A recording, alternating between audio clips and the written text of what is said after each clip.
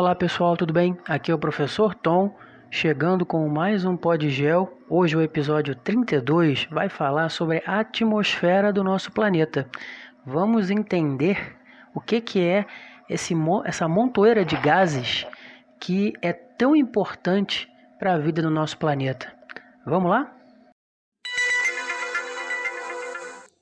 Então, a atmosfera é uma camada relativamente fina de gases e material particulado, que a gente chama de aerossóis, que envolve o nosso planeta. Protege os organismos da exposição a níveis arriscados de radiação ultravioleta e contém gases necessários para os processos vitais de respiração celular e fotossíntese, e ainda fornece a água necessária para a vida. A atmosfera também possibilita o efeito estufa, que é um efeito responsável pela manutenção da vida na Terra. A gente vai falar sobre isso num episódio futuro, Essa camada de ar que impede que o calor proveniente do Sol retorne ao espaço rapidamente, evitando assim grandes amplitudes térmicas entre o dia e a noite. Amplitude térmica é a diferença entre a maior e a menor temperatura. Pode ser diária, pode ser mensal, pode ser anual, tá? E isso possibilita a manutenção de uma temperatura média que permite a existência da vida na Terra. Além dessa função, a atmosfera também funciona como filtro, impedindo esses raios ultravioletas de que vêm do Sol, de chegarem à superfície terrestre de forma mais intensa, e também evita que meteoritos ou fragmentos rochosos que orbitam no espaço cheguem até a Terra, fragmentando-os por meio de processos de combustão em uma de suas camadas, que é a mesosfera no caso. Assim, nem sempre a atmosfera foi do jeito que a gente conhece hoje. No início, lá bem no início do planeta mesmo, há cerca de 4 bilhões e meio de anos, não havia atmosfera. Ela começa a se formar há mais ou menos 4 bilhões de anos. E essa camada de gás formou-se quando o planeta Terra, depois de um elevado aquecimento, se resfriou. Vapor d'água, gases e outros elementos provenientes do interior da Terra acabaram se desprendendo do interior e acabaram tomando o espaço da superfície. Parte desses elementos e gases se dissiparam no espaço, mas alguns se fixaram ao redor do planeta por conta da gravidade. Olha aí a força da gravidade, Na atmosfera primitiva, não havia presença de gases como oxigênio. Os gases abundantes eram o metano, o gás carbônico, o nitrogênio e inclusive gases compostos por substâncias venenosas.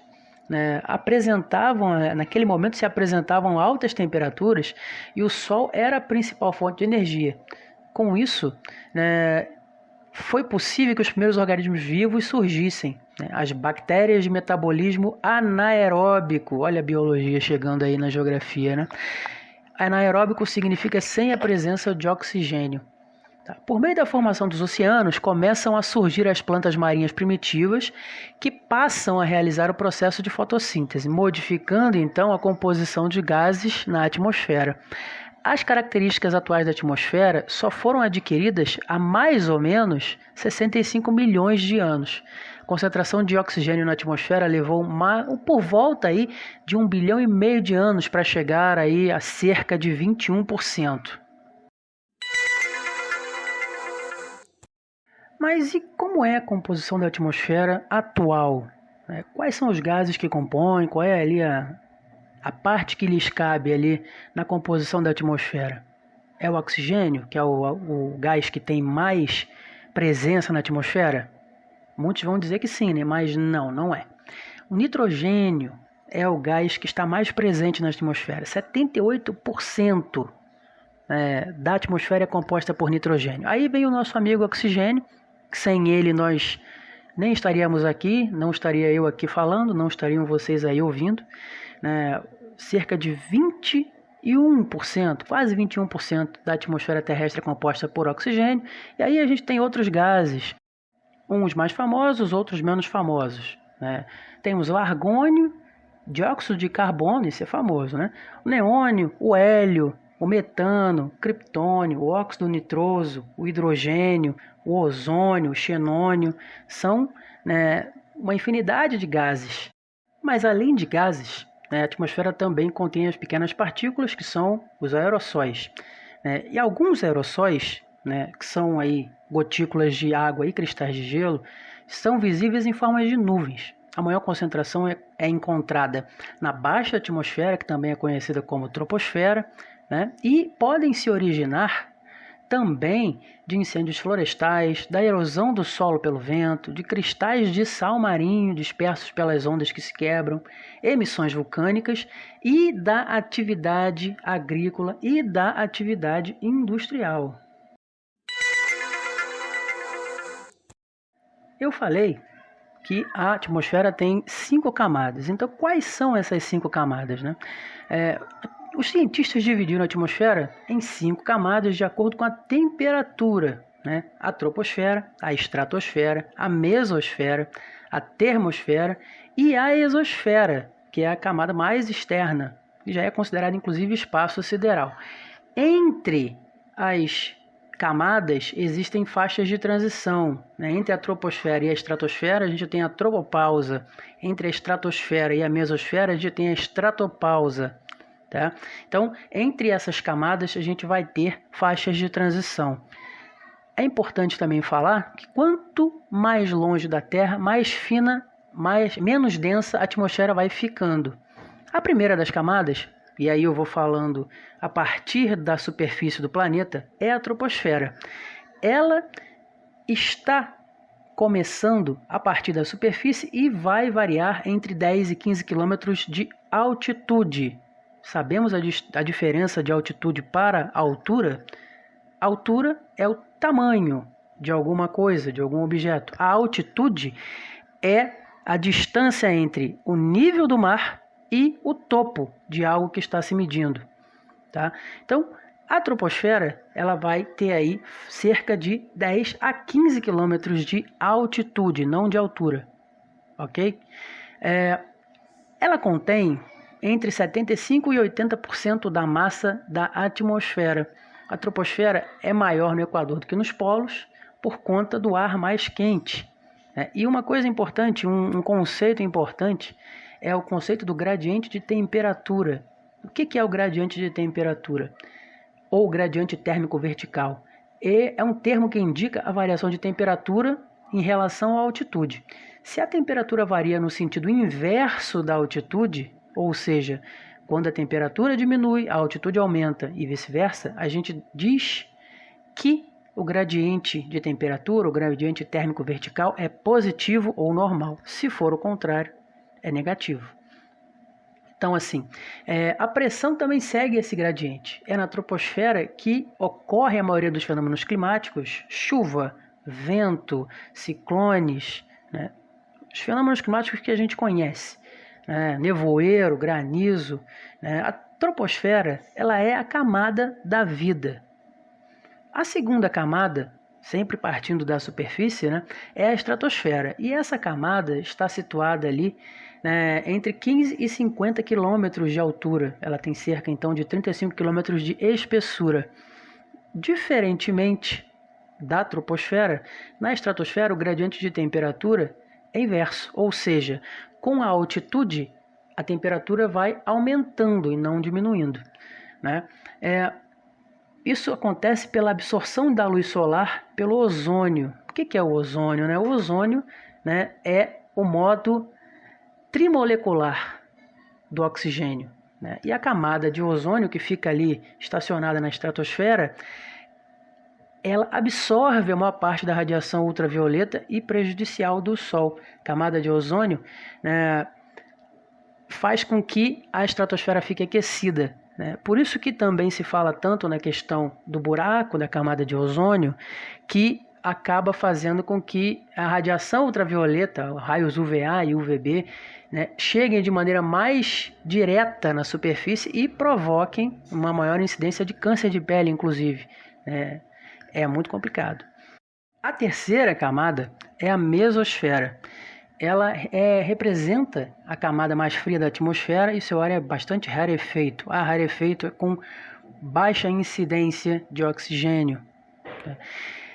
Diretamente acima da estratosfera, ela se estende entre 50 e 80 quilômetros, ou seja, ela vai ter aí mais ou menos 30 km de espessura. Suas temperaturas podem chegar a menos 90 graus Celsius, por conta da baixa concentração de moléculas e também porque há a redução do calor proveniente da camada de ozônio.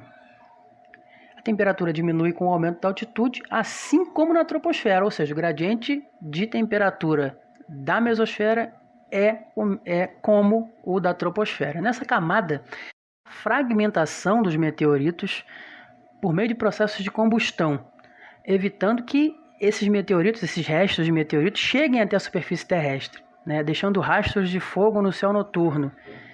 Para quem acreditava em estrela cadente, eu acabei de destruir a infância. Não existe estrela cadente.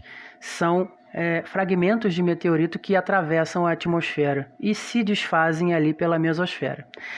A termosfera é a quarta camada, né, e também conhecida como ionosfera, né, por causa da grande concentração de íons. Apresenta altas temperaturas que podem chegar a 1.500 graus Celsius à medida em que há o aumento de altitude. A termosfera ela parte ali de mais ou menos 80 km de altitude e vai embora para o espaço sideral, até mais ou menos uns 600 km. A temperatura é quente e pode ser tão elevada como milhares de graus, né, pois algumas moléculas que estão presentes na termosfera recebem grandes quantidades de energia do Sol. Nessa camada também é possível observar o fenômeno óptico conhecido como aurora polar, aurora boreal, aurora austral, aurora boreal no norte, no polo norte, aurora austral no polo sul. Na termosfera orbitam os ônibus espaciais. Essa camada também sofre grandes efeitos dos raios X, radiação ultravioleta e dos raios gama, sendo também responsável pela sua absorção. A última camada do planeta é a exosfera. Esse exo aí é externo, fora, né? É a camada mais alta, para além dos 600 km de altitude, chegando a milhares de quilômetros. E é a zona de transição efetivamente com o espaço exterior. Extremamente rarefeita, é composta principalmente de hidrogênio e hélio, gases esses que são os principais componentes do Sol. As temperaturas na exosfera vão variar diretamente na relação com o Sol, né? Na parte que estiver frontal ao Sol, as temperaturas vão estar mais altas. Na parte que estiver oposta ao Sol, as temperaturas vão estar mais baixas. Apesar dessa elevada temperatura, não há perigo de uma nave ou um satélite sofrer um aquecimento, já que a atmosfera a essa altitude é extremamente rarefeita, né? O que faz com que a troca de calor seja muito pequena. E é nessa altitude também que se situam diversos satélites, inclusive o famosíssimo telescópio espacial Hubble. Bom, meus amigos, chegamos então ao final de mais um Podgel, mais um episódio, 32º episódio. Espero que vocês tenham conseguido aí começar a entender um pouco mais sobre a nossa atmosfera, né? E, como sempre, aguardo o feedback, os comentários. Espero aí que vocês interajam mesmo, que a gente possa fazer as trocas aí da melhor maneira possível, né? Sigam os perfis aí pro Podgel, né? Sigam aí Professor Tom no Facebook, sigam lá no Instagram, @professor_Tom, né? YouTube, sempre chamando o pessoal para ir para o YouTube. A gente já percebeu isso, tem até estudos falando que o YouTube tem muito mais gente, pessoas usam muito mais o YouTube ouvindo do que efetivamente vendo. Então, é mais uma possibilidade de ouvir o Podgel, né? Então, façam isso. Entrem aí nas redes sociais, né? Se mantenham ligados aí, sigam a gente para que vocês sejam sempre notificados. Valeu, pessoal. Seguimos. Abraços em todos e até o próximo episódio.